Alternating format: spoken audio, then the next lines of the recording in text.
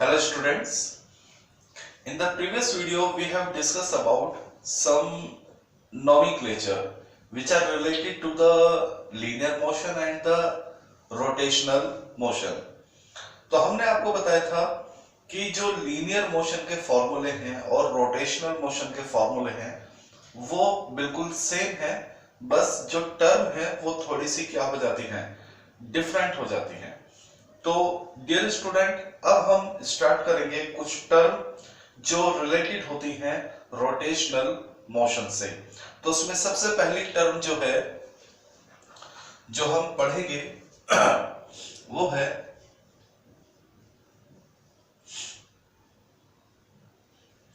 Torque. Torque क्या होता है? What is torque?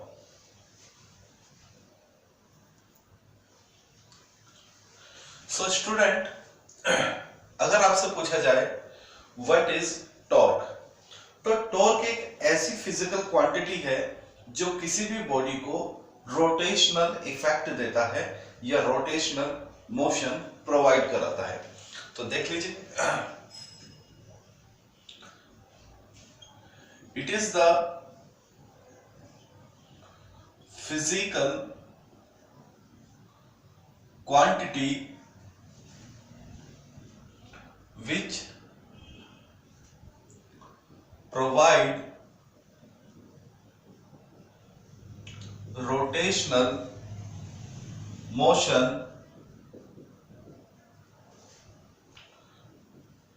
to a body। Torque किसी भी बॉडी के अंदर रोटेशनल मोशन क्रिएट करता है, जबकि मैं आपको एक बात बता दूं, टॉर्क फोर्स नहीं है। Torque is not a force, ये थोड़ा सा समझ लीजिए। कई बार कुछ बच्चे इस चीज को इस तरह से लेके जाते हैं कि टॉर्क शायद क्या है, एक फोर्स है। तो let me tell you, torque is not a force, ये एक फिजिकल क्वांटिटी है। अगर ये फिजिकल क्वांटिटी क्रिएट होती है तो बॉडी के अंदर रोटेशनल मोशन आता है। तो सबसे पहले तो ये सीखेंगे कि किसी भी बॉडी के अंदर टॉर्क आता क्यों है। समझिए, अगर हमारे पास एक बॉडी है, समझिए, आपको मालूम है हर बॉडी के अंदर क्या होता है, एक centre of mass. Her body का अपना सेंटर ऑफ मास होता है।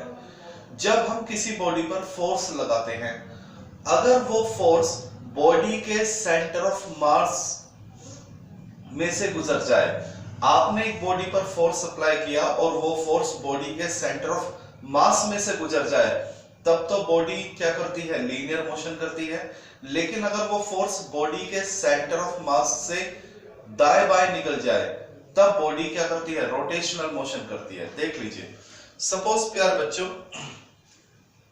ये हमारे पास कोई भी एक ये एक बॉडी और ये है इसका सेंटर ऑफ मास। अब मान लीजिए अगर एक फोर्स हमने ऐसे लगाया, ये तो ये जो फोर्स है किस में से निकल गया, फोर्स की जो डायरेक्शन है वो किस में से है, सेंटर ऑफ मास में से।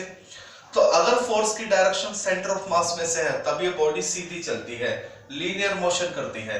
लेकिन अगर फोर्स की डायरेक्शन बॉडी पर, मान लीजिए ये हमने कोई भी एक फोर्स लगाया, ये हमने एक फोर्स लगाया और फोर्स की डायरेक्शन सेंटर ऑफ मास से ना जाए, यानी फोर्स की डायरेक्शन सेंटर ऑफ मास से क्या बनाए, एक डिस्टेंस बनाए, तब हम कहेंगे इस बॉडी के अंदर क्या आ जाता है, तब इस बॉडी के अंदर एक टॉर्क क्रिएट हो जाता है।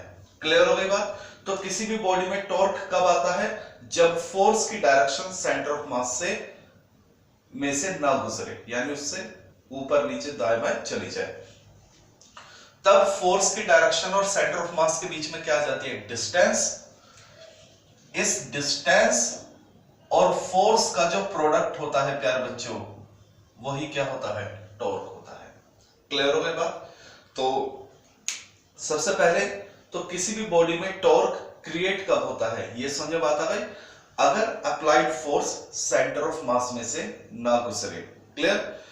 दूसरी बात, जैसे ही बॉडी में टॉर्क आता है, फिर बॉडी क्या करती है, फिर बॉडी सीधी चले या ना चले वो एक अलग बात है, पर रोटेट जरूर करती है, ये कंफर्म है। ओके, चलिए, तो टॉर्क क्या है? एक ऐसी फिजिकल क्वांटिटी जो बॉडी को कैसा मोशन देती है? रोटेशनल। और टॉर्क कब आता है? जब अप्लाइड फोर्स की डायरेक्शन सेंटर ऑफ मास में से ना गुजरे। कई बार 1 मार्क्स में ये क्वेश्चन आपसे पूछ लिया जाता है कि what is the condition to produce the torque, किसी भी बॉडी में टॉर्क कब क्रिएट होता है? तो समझ लीजिए, torque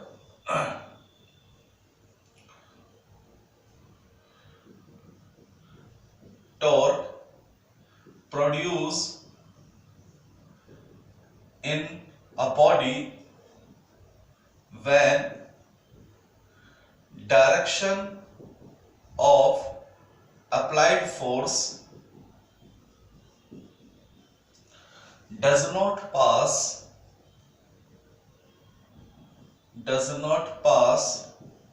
through the center of mass। जब सेंटर ऑफ मास की डायरेक्शन, जब फोर्स की डायरेक्शन सेंटर ऑफ मास से पास ना हो। क्लियर हो गई बात? फोर्स की डायरेक्शन सेंटर ऑफ मास से पास आउट नहीं होगी तो एक डिस्टेंस मिलेगी, फोर्स मिलेगी, और उन दोनों की जो प्रोडक्ट है वही क्या कहलाएगा? टॉर्क कहलाएगा। तो टॉर्क की एक और डेफिनेशन बन गई। टॉर्क को हम क्या बोल सकते हैं? Torque is the product. Torque क्या है? प्रोडक्ट है किसका? अप्लाइड फोर्स और डिस्टेंस। कौन सी distance? Between the centre of mass and direction of force. तो देख लीजिए, torque is the product between the, किस किस के बीच? ये आर क्या है? Torque is the product between the applied force and distance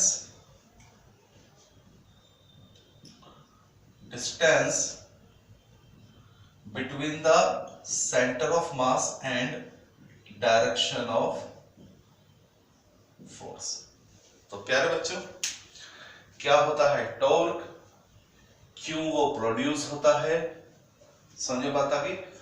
और ये है टॉर्क की फॉर्मुलेटिव डेफिनेशन, ये है कंसेप्शनल डेफिनेशन, और ये है फॉर्मुलेटिव डेफिनेशन। जो भी आपको सही लगे वो आप कर सकते हो। चलिए, अगर आपको एसआई यूनिट पूछी जाए, एसआई यूनिट ऑफ टॉर्क, ठीक है, तो टॉर्क की एसआई यूनिट क्या बनेगी? देखिए, आर मीटर, और ये क्या हो जाएगा बताइए? फोर्स का, फोर्स की यूनिट क्या होती है बताइए? किलोग्राम। आर की यूनिट मीटर, ठीक है। अगर आप इसको ऐसे समझेंगे, देखिए एफ क्या होता है?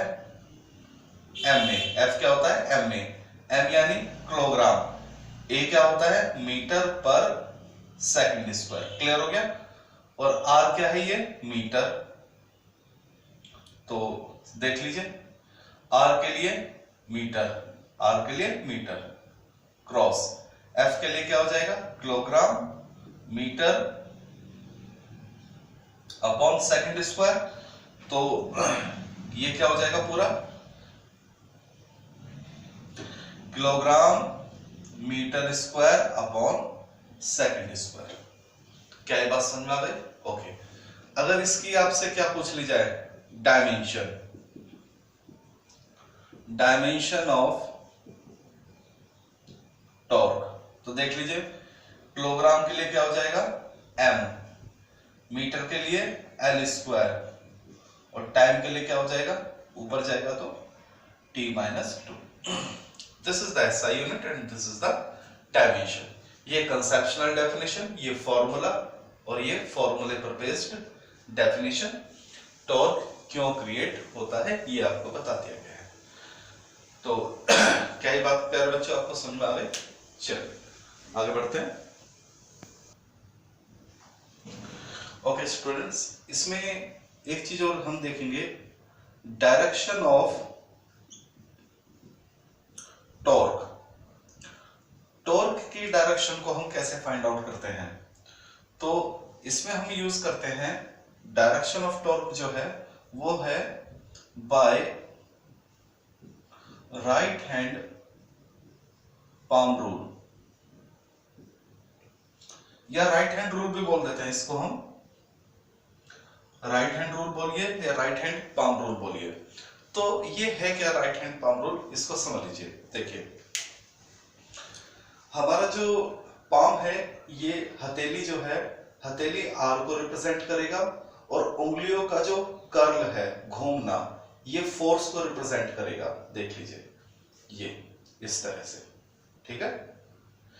उंगलियां जिधर घूमेंगी वो फोर्स की डायरेक्शन होगी, और ये जो हथेली है ये आर की। तो जो थंब है वो किसको रिप्रेजेंट करेगा? टॉर्क को। तो राइट हैंड पाम रूल क्या है? जो पाम है वो किसको रिप्रेजेंट करेगा? डायरेक्शन ऑफ आर, और कर्ल ऑफ फिंगर। कर्ल का मतलब होता है घूमना, ऐसे ये घूमना, ठीक है। वो रिप्रेजेंट करेगा डायरेक्शन ऑफ फोर्स। तो जो थंब है, थंब रिप्रेजेंट करेगा डायरेक्शन ऑफ टॉर्क, ठीक है प्यारे बच्चों। चलिए अच्छा ये बता सकते हैं टॉर्क स्केलर होगा या वेक्टर? टॉर्क इज वेक्टर, क्योंकि कैसी प्रोडक्ट है? क्रॉस प्रोडक्ट, तो डेफिनेटली क्या होगा? वेक्टर। ओके, तो इसको हम एक थोड़े से बेसिक एग्जांपल से आपको समझाते हैं। जैसे हम अपनी डेली लाइफ में एक वर्क करते हैं, डोर को ओपन करना और डोर को क्लोज करना, ये बहुत ही कॉमन एक्टिविटी है हमारी डेली लाइफ में। हम कई बार डोर को, जो हमारे दरवाजे होते हैं, हम उन्हें ओपन करते हैं और क्या करते हैं? क्लोज करते हैं। तो हमें यह देखना है कि जो डोर होती है ओपन करते वक्त और क्लोज करते वक्त, तो जो टॉर्क है वो कैसे होगा उसको जरा समझिए। देखिए प्यारे बच्चों, जो हमारी देखिए ये कोई भी एक क्या है? डोर। क्लियर हो गई बात? और मान लीजिए ये है हैंडल। डोर में क्या होता है? हैंडल होता है, और यहां से मान लीजिए ये क्या है? डोर फिक्स है, ठीक है। यहां से डोर क्या है? फिक्स।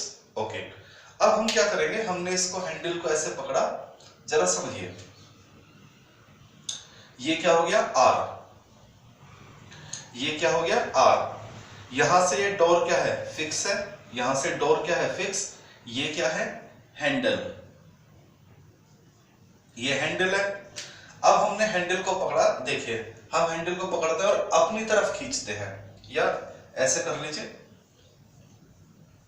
देख लीजिए, ये हैंडल, ये आर, और यहां से दरवाजा फिक्स है। यहां से दरवाजा क्या है? फिक्स। अब जरा ध्यान देना प्यारे बच्चों, मैंने आपको क्या बताया? जो हथेली है वो किसको रिप्रेजेंट करेगा? आर को। तो मैंने हथेली कैसे रख ली? आर की डायरेक्शन में। जो मेरी हथेली है वो मैंने कहां रख ली? आर की डायरेक्शन में। अब उंगलियां देखो बाहर की तरफ आएंगी। मैं जब इस दरवाजे को जब खोलता हूं, फोर्स कैसे लगेगी? यहां से तो फिक्स है, मैं दरवाजा ऐसे, ये क्लियर हो गई बात? जब हम दरवाजे को बंद करते हैं तो अपनी तरफ करते हैं, और जब खोलते हैं तो बाहर की तरफ। ये डेली एक्टिविटी है। अगर हमें अपने कमरे के दरवाजे को बंद करना है तो फोर्स कैसे लगाते हैं? अपनी तरफ, और जब उसे खोलना होता है तो फोर्स कैसे लगाते हैं? अपने से दूर।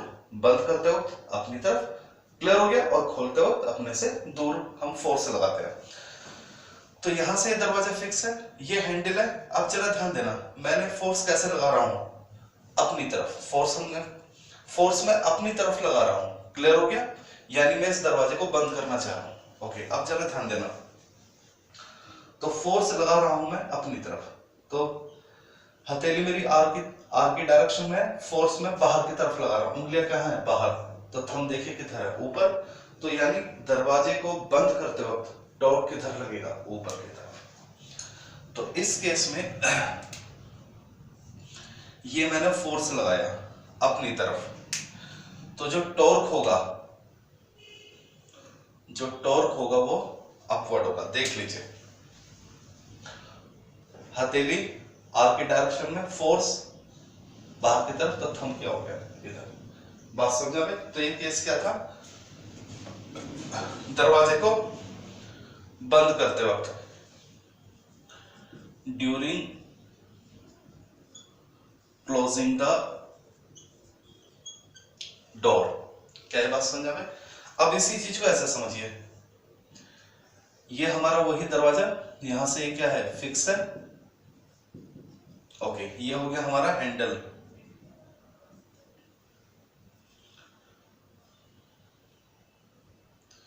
ओके, ये हो गई आर। अब मैं इस फोर्स लगाता हूं।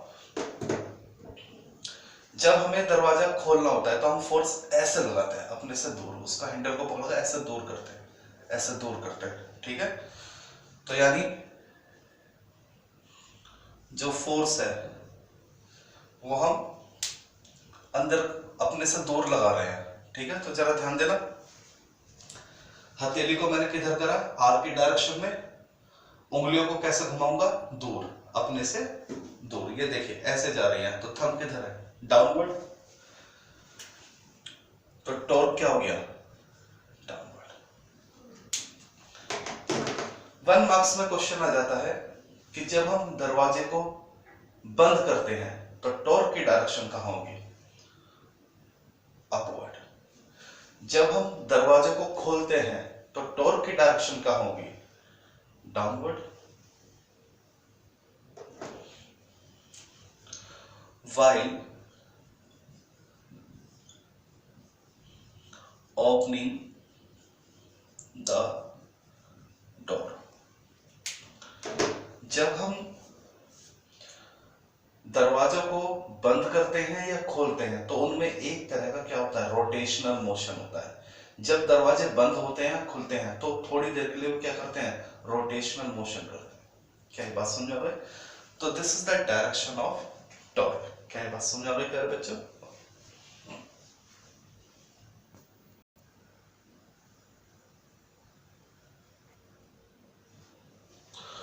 ओके स्टूडेंट, अब हम टॉर्क की डेफिनेशन, फॉर्मूला, टॉर्क क्यों क्रिएट होता है, यूनिट, डायमेंशन, नेचर और टॉर्क की डायरेक्शन, ये सारी बातें हमने पढ़ ली हैं।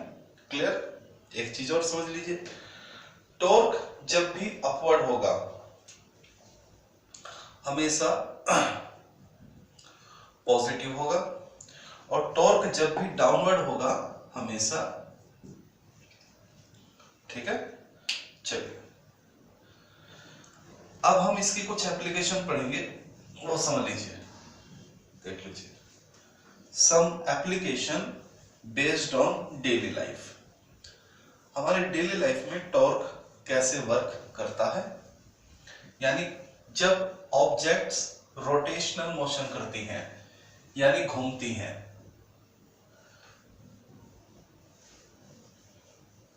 उसको समझ लेते हैं।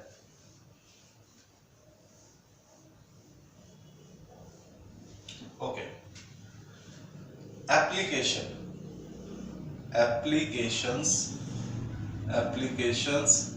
Based on torque. कुछ बातें जो टॉर्क पर बेस्ड है। तो प्यारे बच्चों जरा समझिए, we have torque is equal to R cross F, ये फॉर्मूला हमारे पास है। तो मैं इसको लिख सकता हूं, tau is equal to A dot, A cross B क्या होता है? A B sine theta. आपको मालूम है ए क्रॉस बी क्या होता है? A B sine theta. तो R क्रॉस F क्या हो जाएगा, RF sin थीटा। यहां तक बात समझ आ गई। चलिए अब इसमें हम ये भी कह सकते हैं, देखिए कि जो टॉर्क है वो डायरेक्टली प्रोपोर्शनल हो सकता है किसके, R के। बिल्कुल बिल्कुल हो सकता है। जो टॉर्क है वो किस पे डिपेंड कर सकता है, R पे। ठीक है, जितना ज्यादा R उतना ही ज्यादा टॉर्क, यानी higher the R higher the torque, यानी R जितना ज्यादा होगा टॉर्क क्या होगा, उतना ही ज्यादा। टॉर्क यानी घुमाव, ऑब्जेक्ट उतना ही ज्यादा घूमेगी। तो जरा समझिए इसका पहला एप्लीकेशन। हम इसमें ये कर सकते हैं, देखिए मान लीजिए हम बात करते हैं डोर की। ठीक है, ये हमारी डोर, अभी थोड़ी देर पहले स्टडी किया था हमने इसको। ओके, तो ये मान लीजिए यहां से हमने फिक्स कर दिया, यहां से हमने क्या कर दिया, फिक्स। और ये हो गया हैंडल, ये क्या हो गया, हैंडल। और ये क्या हो गया, आर। तो कई बार हमसे क्वेश्चन पूछा जाता है कि भाई हम हैंडल्स को, जो हैंडल होता है वो दरवाजे के कॉर्नर में ही क्यों लगाते हैं, बीच में क्यों नहीं लगाते। Why the handle are provided at the corner not at the centre, क्योंकि अगर ये हैंडल बीच में आ गया तो आर की वैल्यू क्या हो जाएगी, कम हो जाएगी। लेकिन अगर हम इसे कॉर्नर में लगाएंगे तो आर की वैल्यू क्या हो जाएगी, ज्यादा। और आर की वैल्यू ज्यादा होते ही टॉर्क क्या हो जाएगा, ज्यादा हो जाएगा। तो समझ लीजिए handles are provided at the corner of doors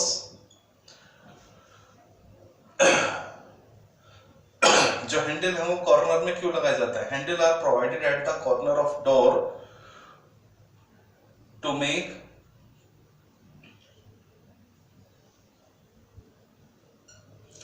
large value of R।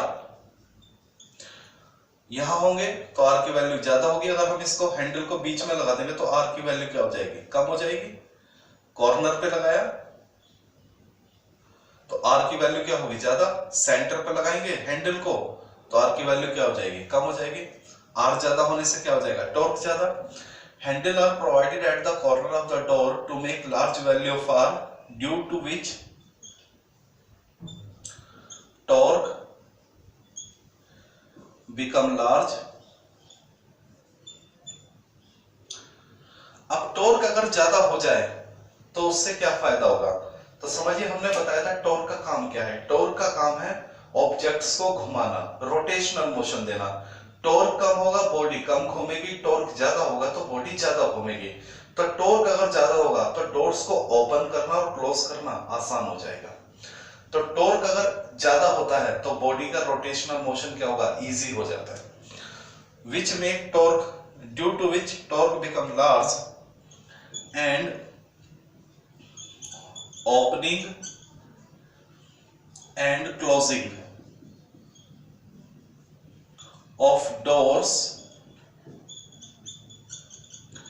become easy। दरवाजे को खोलना और बंद करना आसान हो जाएगा। तो इसलिए जो हैंडल है वो कॉर्नर पे लगाए जाते हैं, बीच में नहीं लगाए जाते। चलिए और समझते हैं। देखिए आपने कभी अपने स्क्रू या रिंच देखे होंगे, ठीक है।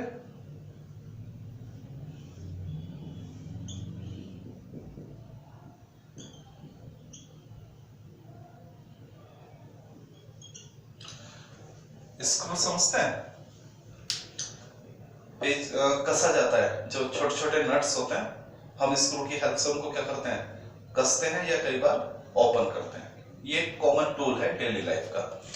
तो उसमें हमसे पूछा जाता है कि ये जो लेंथ है ये इतनी ज्यादा क्यों रखी जाती है, ये जो हमारे स्क्रू हैं, हैंडल तो छोटा सा होता है केवल हम उसको पकड़ सके, लेकिन ये जो लेंथ होती है काफी ज्यादा होती है। क्यों? वाई। वही आर ज्यादा होगा तो टॉर्क ज्यादा होगा, और टॉर्क ज्यादा होगा तो रोटेट करना क्या हो जाएगा? इजी हो जाएगा। तो देखिए लॉन्ग आर्म, ये जो लेंथ है इसको हम बोलते हैं आर्म। स्क्रू की ये जो लेंथ होती है इसको हम क्या बोलते हैं? Arm. Long arm are provided to the screw to make large value of torque. R की वैल्यू क्यों रखी जाती है?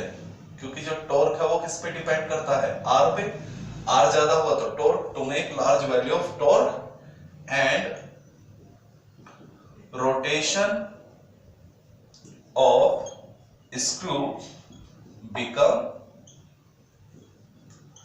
इजी। तो इसको घुमाना क्या हो जाता है? आसान हो जाता है। स्क्रू की लेंथ जितनी ज्यादा होगी उसको रोटेट करना क्या होता है? उतना ही ज्यादा इजी होता है। और देख लीजिए हमारे जो हैंड पंप होते हैं, कभी आपने देखा होगा हैंड पंप, पानी के जो